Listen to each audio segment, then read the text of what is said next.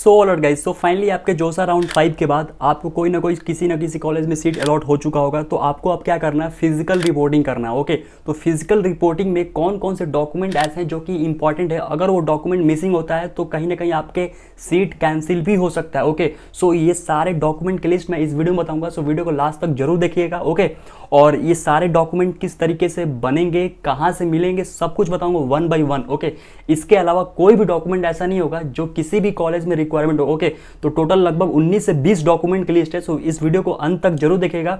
और बहुत सारे लोगों को फिजिकल रिपोर्टिंग के टाइम बहुत प्रॉब्लम आती है कि कब कैसे क्या करना है। ओके, बहुत सारे लोगों को समझ में भी नहीं आता है, तो उनके लिए एक फिजिकल रिपोर्टिंग का अलग से एक सपोर्ट मैंने लॉन्च किया है 499 में। ओके, तो जो लोग भी चाहते हैं वो ज्वाइन कर सकते हैं। ज्वाइन करने के बाद वो कॉल से, मैसेज से, कहीं भी अगर कोई भी दिक्कत आता है डॉक्यूमेंट से रिलेटेड या कोई डॉक्यूमेंट नहीं बन पा रहा है, कैसे बनाए, क्या होगा, किस तरीके से अरेंज करना है, वो वहां पर असिस्टेंट ले सकते हैं मेरे से। ओके, तो जो लोग भी चाहते हैं ज्वाइन करना चाहते हैं, इंटरेस्टेड हैं, वो ज्वाइन कर सकते हैं। ओके, तो स्टार्ट करते हैं। आपके ये NIT, IIIT, GFTI, IIT कोई भी कॉलेज अलॉट हुआ होगा, आपको ये सारे डॉक्यूमेंट इनमें से ही आपको लगेंगे, इसके बाहर नहीं लगेगा, इस बात की गारंटी मेरी है। ओके, सो स्टार्ट करते हैं। पहला क्या होगा, पहला photo ID proof as per government. ठीक है, इसमें आधार कार्ड हो सकता है, पैन कार्ड हो सकता है, वोटर ID कार्ड हो सकता है। ओके, कोई भी आपके पास है तो लेकर जाइए। नॉर्मली आधार कार्ड रिकमेंडेबल है। ओके, क्योंकि वो बहुत कॉमन होता है। ठीक है, तो उसको लेकर जाइए।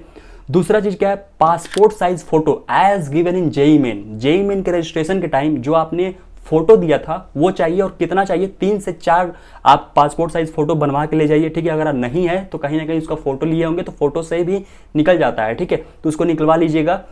इन केस अगर आपके पास एकदम है ही नहीं तो कोशिश कीजिएगा कि आप वैसा ही फोटो खिंचवाने का जो आपने स्टार्टिंग में जेईई मेन के टाइम रजिस्ट्रेशन करने दिया था। ओके, नेक्स्ट क्या है, तीसरा जेईई मेन का admit card. Admit card necessary है, आप डाउनलोड कर लीजिएगा। डाउनलोड किए भी होंगे, नहीं भी किए होंगे जाके वेबसाइट पर डाउनलोड कर लीजिएगा। ठीक है, चौथा डॉक्यूमेंट क्या है, latest provisional admission letter downloaded from JoSAA या फिर CSB। अगर आप CSB के बाद एडमिशन ले रहे हैं तो CSB पे लेटेस्ट जो होगा, लेटेस्ट मतलब क्या होता है, और प्रोविजनल एडमिशन लेटर क्या है, जैसे क्या होता है कि फर्स्ट राउंड में आपको सीट मिला, आपने डॉक्यूमेंट वेरिफिकेशन कराया। ठीक है, तो डॉक्यूमेंट वेरिफिकेशन करने के बाद जो आपका फाइनल एडमिशन लेटर मिलता है कि हाँ आपको आपका डॉक्यूमेंट वेरीफाई हो गया है, फी पेमेंट भी हो गया है, सब कुछ, उसके बाद एक प्रोविजनल लेटर मिलता है, वो चाहिए। ठीक है, लेटेस्ट मतलब कि लास्ट राउंड का निकलवा लीजिएगा। ठीक है, हर राउंड में आता है वो, तो उसमें डाउनलोड कर लीजिएगा। पांचवा डॉक्यूमेंट क्या है, 10th का मार्कशीट या फिर पासिंग सर्टिफिकेट। ठीक है, ये आपके बर्थ सर्टिफिकेट के लिए भी काम आता है, तो दोनों अगर कहीं भी अगर बर्थ सर्टिफिकेट होगा तो 10th का मार्कशीट ही चाहिए। छठा डॉक्यूमेंट क्या है, 10+2 मार्कशीट या पासिंग सर्टिफिकेट। ठीक है, और 7th क्या है, कैरेक्टर सर्टिफिकेट। कैरेक्टर सर्टिफिकेट कहाँ से मिलेगा, जहाँ से आपने 12th पास किया होगा वहाँ से जाकर आप कैरेक्टर सर्टिफिकेट ले सकते हैं। अगर नहीं लिए होंगे तो ओके, जाकर ले लीजिएगा। आठवां डॉक्यूमेंट क्या है आपका, चॉइस फिलिंग PDF। आपने जो चॉइस फिलिंग किया होगा जोसा के टाइम या फिर CSB के बाद एडमिशन लेंगे तो CSET टाइम, उसका PDF डाउनलोड किए होंगे। ठीक है, या फिर नहीं भी डाउनलोड किए होंगे तो अभी भी अवेलेबल होगा, डाउनलोड सेक्शन में जाकर वहाँ से डाउनलोड कर लीजिएगा। नेक्स्ट क्या है, जेईई मेन का rank card, originally downloaded from JEE main. तो इस केस में जो बेस्ट वाला आपका रैंक आया होगा, रैंक इन द सेंस की मतलब मेरे कहने का मतलब अगर आप जेईई मेन 1 और 2 दोनों में पार्टिसिपेट किए थे तो जिसमें बेटर आपका रिजल्ट आएगा वो वाला डाउनलोड कर लीजिए। ठीक, कोई दिक्कत नहीं है। 10वां क्या है, कोई भी आपके पास कैटेगरी सर्टिफिकेट है, चाहे SC, ST, OBC, EW certificate है, अगर कैटेगरी से अप्लाई किए हैं तो ये वाला डॉक्यूमेंट नेसेसरी है। ठीक है, जनरल के लिए जरूरत नहीं है।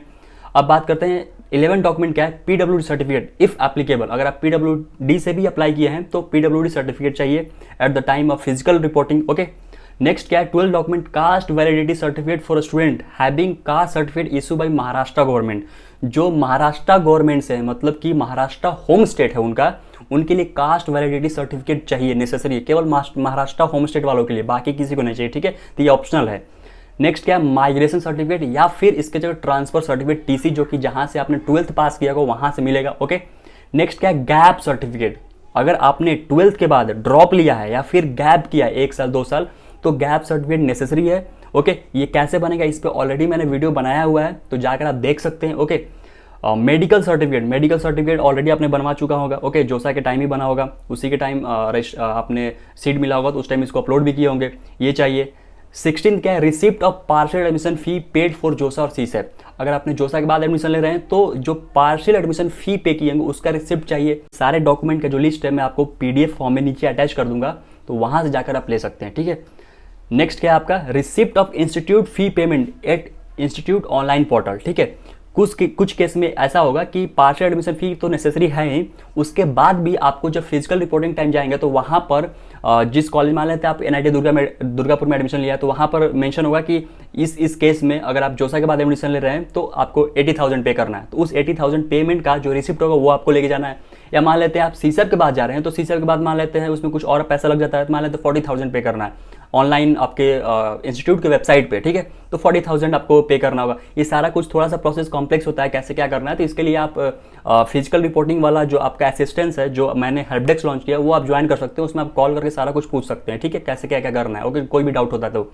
अब नेक्स्ट क्या है, 18वां document, signed student anti ragging. Okay, anti ragging या तो आप ऑफिशियल वेबसाइट पे बनाइए। कौन सा वेबसाइट मैं बताता हूँ, amanmovement.org या फिर www.antiraging.in, इस पे बनवाइए। या फिर कॉलेज की वेबसाइट पे डिक्लेरेशन दिया होता है, अब जिस कॉलेज में आप एडमिशन ले रहे होंगे उस कॉलेज पे डिपेंड करता है, तो उस डिक्लेरेशन को डाउनलोड कीजिए, फिल कीजिए, साइन करवा के सबमिट कर दीजिए, ठीक है। ये है। नेक्स्ट डॉक्यूमेंट क्या है, OCI सर्टिफिकेट, ओवरसीज सिटीजनशिप के लिए होता है ये। नेक्स्ट क्या है, undertaking of non availability of prescribe document if applicable. मान लेते तो ऊपर में से कोई भी डॉक्यूमेंट ऐसा है जो आपके पास नहीं है फिलहाल के लिए, तो कॉलेज के वेबसाइट पे अंडरटेकिंग मेंशन होता है, ठीक है, कि हम 2 महीने 3 महीने 4 महीने बाद ये डॉक्यूमेंट सबमिट कर देंगे। तो वो अंडरटेकिंग भी चाहिए अगर ऊपर से कोई भी डॉक्यूमेंट आपके पास अवेलेबल नहीं है तो ये सारे डॉक्यूमेंट आपको चाहिए।